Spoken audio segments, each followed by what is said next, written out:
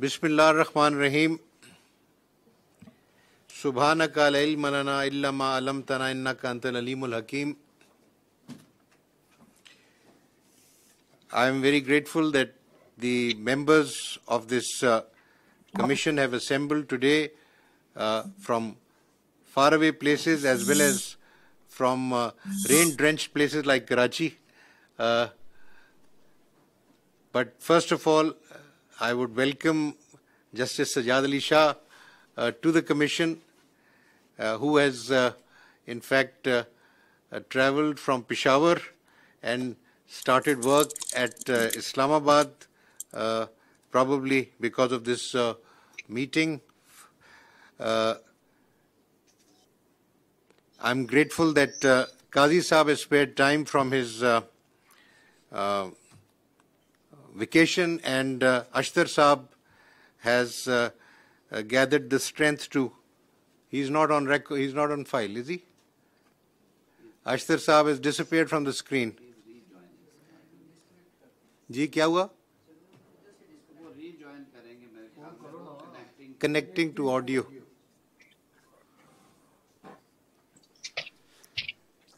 So, shall we continue without a? हाँ जी, 2 minutes ठहर जा.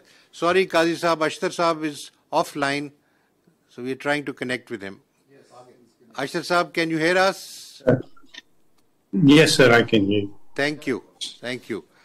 So, welcome and thank you for joining us from London. And all of us were thinking of you and praying for your good health. I hope you are in good health. Is that right? Inshallah, sir, I will be in good health. I'm proceeding this evening to the US. And, well, just keep praying for me. Inshallah. We all.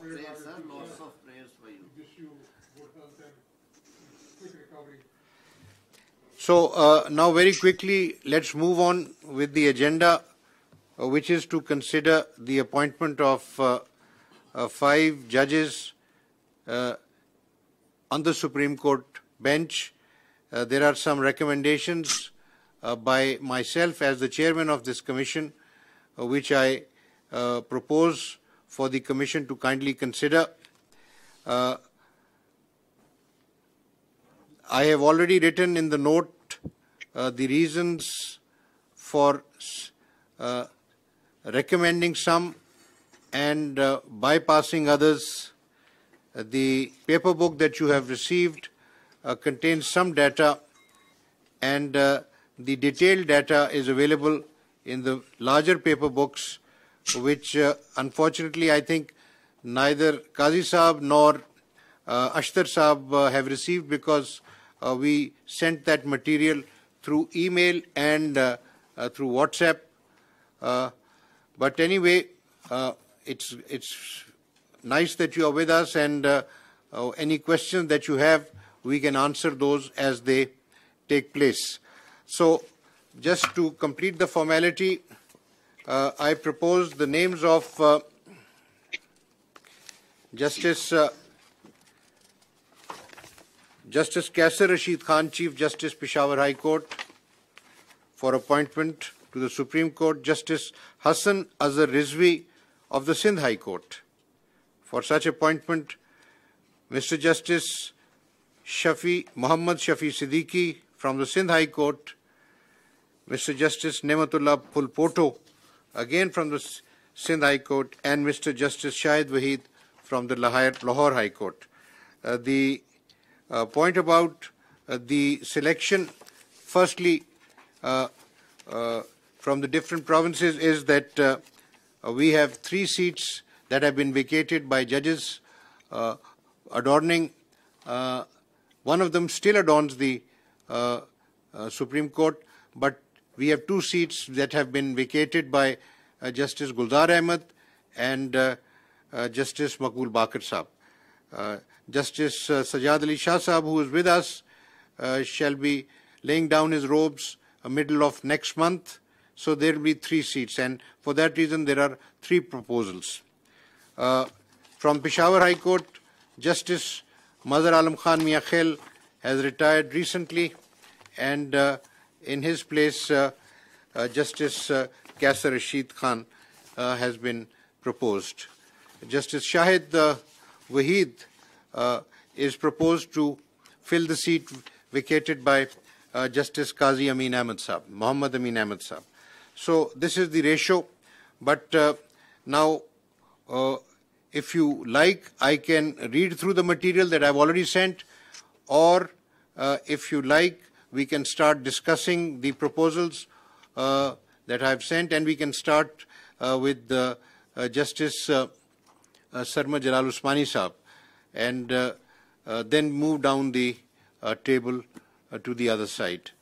So in your turn, gentlemen, Justice Qazi Faizisa Saab, being the senior puisne judge, will be speaking after Justice Tariq Masood Saab, and Mr. Ashtar Asaf Ali will be addressing after the law minister has spoken. Thank you very much. Justice Sarmad Usmani Saab, may I request you to express your views on the suggestions made? All right. Thank you very much, Honorable Chief Justice, and thank you, gentlemen, for being here, and my best wishes to all of you, especially to Ashtar Saab for his impending surgery. I hope everything goes well and he's able to rejoin us here in hearty. All right, can everybody hear me? Can you hear me? I can. Qazi Saab, can you hear me? No. I can, but it's garbled, but please go ahead. All right, okay. Now, as far as the Sindh High Court is concerned, I can say with a bit of conviction that perhaps I know these honorable judges who have been nominated and those who have been bypassed, because I am from that High Court. I remained judge and the Chief Justice as well. And some of the nominees I had recommended to be on the bench. So as far as Justice Syed Hassan Azhar Rizvi is concerned, I fully endorse his nomination. I know for a fact that he's a thorough gentleman, and his work is all right, and he otherwise is above board. So I would heartily endorse his nomination. And so far as Justice Muhammad Shafi Siddiqui is concerned, I also think that he's a good judge, and he should prove an asset to the bench here. But I think there are other judges who are just as good, and they have been ignored, and who are senior to Justice Pool Poto. Now, as far as Justice Pool Poto is concerned, I know that he is above board, and I know that he's good in criminal work. But you see, I have read his judgments, and his judgments are more or less stereotyped criminal judgments, like criminal appeals and bail applications, and frankly speaking, there is hardly any innovation which one can do in a criminal case, because the principles and the law is very well settled, and even the law says how to write a criminal judgment. It's in the CRPC, so you can't really deviate from that. So therefore, I think that perhaps those who are senior to him should be considered, like Mr. Justice Abbasi and Mr. Justice Nadeem Azhar, Nadeem Rizvi, Nadeem Saab. Now, these two gentlemen, I think that we should consider them. And as far as Justice Abbasi is concerned, again, there is no doubt about his integrity.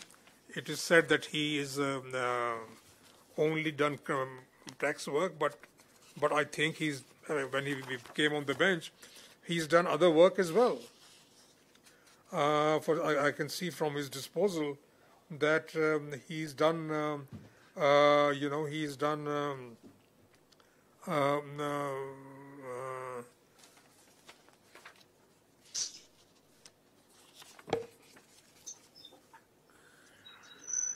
He's done work, but mostly he's done tax work, all right, but he's done family, he's done rent, he's done bail applications, he's done miscellaneous work, and appeals, criminal appeals also he's done.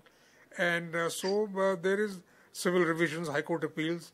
So tax cases, of course, because he was always a tax lawyer, so I suppose he was put on the tax bench, and the maximum number of disposal is regarding his tax matters. But that's no surprise. because obviously he has always remained a tax lawyer and he specialized in taxation. But otherwise, I find him to be a rounded gentleman. It is said that perhaps his demeanor is a bit towards his fellow judges and towards the bar is perhaps a bit strict, and maybe he's not a very congenial sort of a person, to put it that way. But I have found him, I have been meeting him over the years. I have never found any sort of defect in this part of his personality. He's always been very nice and, very pleasant as far as I'm concerned. So, but I'm sure that if the Honorable Chief Justice must have made his investigations, and I'm sure he's right. But I believe that whatever has been said about him was due to the fact that he was bypassed, not once but twice. So therefore, he was slightly bitter about it. So see, if a person is bypassed for no rhyme or reason, and obviously he may be slightly bitter. If a person, for example, is prosecuted for no rhyme and reason, and ultimately it turns out that he's been wrongly prosecuted, obviously that person will be bitter. So perhaps I don't think this may be a flaw in his character. This could probably be something which boiling up inside him, and maybe sometimes he expresses it. But otherwise, I found him to be all right. I mean, he writes reasonable judgments. He writes good judgments also. I've read his judgments. And he is amenable to work, to disposal. And insofar as Nadeem Saab is concerned, his disposal is low. I agree with that. And perhaps, I don't know, for whatever reason, he's not being writing too many judgments. But the judgments which he writes are up to the mark, that I can say. So my thinking would be that perhaps, we could consider either one of these gentlemen to be appointed rather than going down the line and appointing Mr. Pulpot. So that's as far as these from Sindh are concerned. As far as the gentleman from Peshawar High Court is concerned, obviously he's the senior most, and I'm sure that from his the type of work he's done and from his judgments also, I find is up to the mark, and I'm sure that he is a gentleman. So I would fully endorse his candidature, and similarly I would endorse the candidature of Mr. Waheed, Justice Waheed, because the other three gentlemen, I've seen their judgments, and I think that as far as judgment writing is concerned, as far as the quality of the judgments are concerned, Justice Waheed is much above them. And so therefore, and otherwise he's a gentleman, he's above board. So I would endorse that. Thank you very much. That's all I have to say. Thank you, sir. Thank you. Justice Sajad Ali Shah Sahab. Thank you very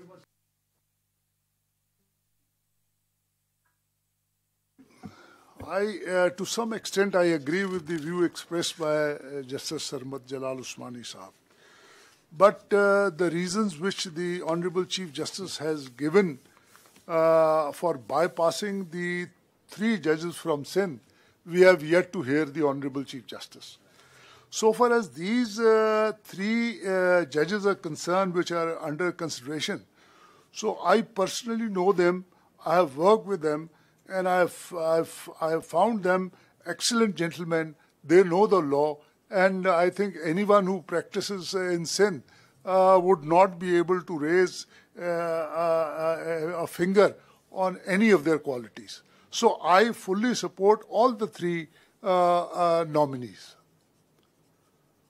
Thank you so much. And So far as Mr. Kaisar Rashid is concerned, sir, he is the Chief Justice, and the data given we have seen, and I also fully endorse his nomination. And though I do not know much about Mr. Shahid Waheed, but I again rely on the data provided to me, and I feel that his nomination is also fine. thank you very much. Justice Ijazul Ahsan Sahab. Thank you very much, sir. I welcome Justice Usmani, Justice Sajad Ali Shah, who has joined us for the first time. Mr. Tarar has been here for a while, and the representative of Pakistan Bar Council is a very senior counsel. Welcome to you all. Qazi Saab, Attorney General Saab. Sir, I have carefully gone through the recommendations that you have made and the reasons that you have recorded for recommending some and not recommending others. I have also carefully examined the judgments of all the gentlemen and the work that they have done over the past many years since elevation, and the judgments which they have sent as their 10 best judgments. As far as the first recommendee, Mr. Kaisar Rashid, Mr. Justice Kaisar Rashid is concerned, I mean, he ticks all the boxes. According to my information, he has immaculate integrity. His competence is not questionable. His temperament, as many people as I could talk to, including the ones coming from KP who are our colleagues in the Supreme Court, they all endorse the fact that he is a thorough gentleman and has exactly the temperament that a judge needs to have. Likewise, the number of his judgments show that he has done a fair amount of work, and he has done work on all sides. There are reported judgments of the criminal side, civil side, constitutional side, and I would call him an all-rounder, which essentially is a requirement that we need of the Supreme Court at this point in time. As far as, so I recommend him, and I entirely agree with the recommendation of the Honorable Chief Justice. This is in addition to the excellent administrative work that he has done in setting up courts in Waziristan and the FATA area.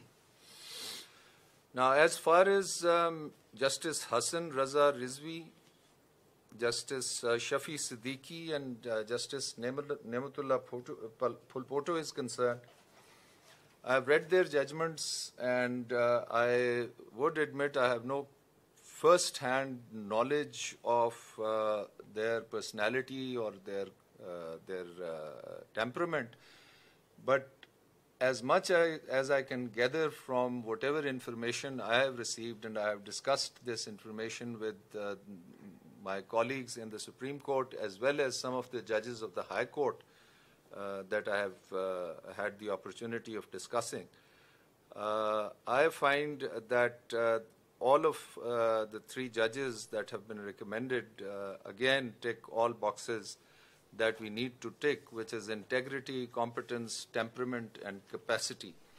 Now, as far as Justice Nematullah Phulpoto is concerned, I can understand the preference of the Honorable Chief Justice for him, for the reason that the Chief Justice also has to see as to what is the requirement, the current requirement of the Supreme Court.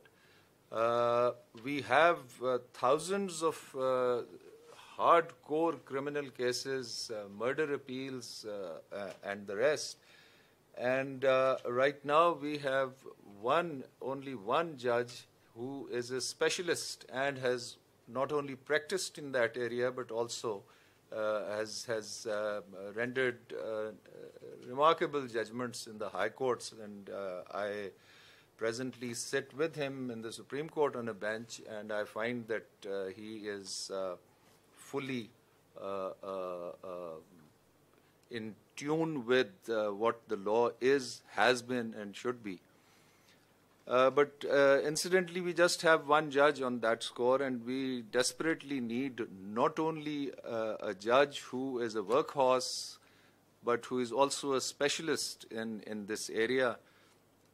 And Justice Nematullah Phulpoto, according to my information and the information that I have received from a number of High Court judges who have been on the bench with him, including Justice Sajjad Ali Shah, verify the fact that he is not only a prolific judgment writer, but has a very keen and a very good understanding of criminal law, and he could be a very good addition to the Supreme Court insofar as the requirement of a judge who specializes in criminal matters is concerned. So, understanding the concern of the Honorable Chief Justice of Pakistan, I fully endorse the view that we need a judge who specializes in criminal law in order to bolster our capacity to quickly deal with criminal matters of which there is a considerable backlog. Finally, Justice Shahid Waheed, I have been his Chief Justice, so has the Honorable Chief Justice of Pakistan, and so have some of the other judges who are from the Lahore High Court. And all of them are very clear about his capacity, his integrity, and his ability to write very good analytical judgments, and the quality of judgments, as Justice Sarmat Jalal Usmani has just said, is way above the first three gentlemen, who incidentally, the Honorable Chief Justice has been working on the civil side, but as has been noted, for a number of years he doesn't have any reported judgments, and whatever judgments have been reported deal with very routine matters. On the other hand, the gentlemen at number 2 and number 3 are again judges who have written routine judgments on the criminal and civil side, and do not, in my opinion, match up to the level of analysis and innovation in civil law that Justice Shahid Waheed is capable of doing. An additional advantage of elevating Justice Shahid Waheed is that, again, hardcore civil side expertise we do need in the Supreme Court at this point in time. And Justice Shahid Waheed has done a lot of work as a practicing lawyer, as a judge of the High Court, as well as when he sat in the division benches dealing with hardcore civil matters for which there is a requirement in the Supreme Court. Plus, in my humble opinion, Justice Shahid Waheed has the temperament and the capacity that we require in the Supreme Court with the sort of work we have. Just one final note that essentially the Chief Justice of Pakistan is the head of the team that he has to field in order to deal with all matters, civil, criminal, constitutional, which come to this court. And he has threadbare and very impartially looked at the various merits, demerits, strengths and weaknesses of all the judges, which is evident from the fact that he has made an extra effort not only to call for their 10 best judgments, but he has also made an effort to ask for judgments of other judges, junior and senior to this particular nominee, and has made an assessment with which I find myself in entire agreement. So I would wholeheartedly endorse all 5 recommendees that the Honorable Chief Justice has placed before this Commission. Thank you very much. Thank you, Judge Sahab.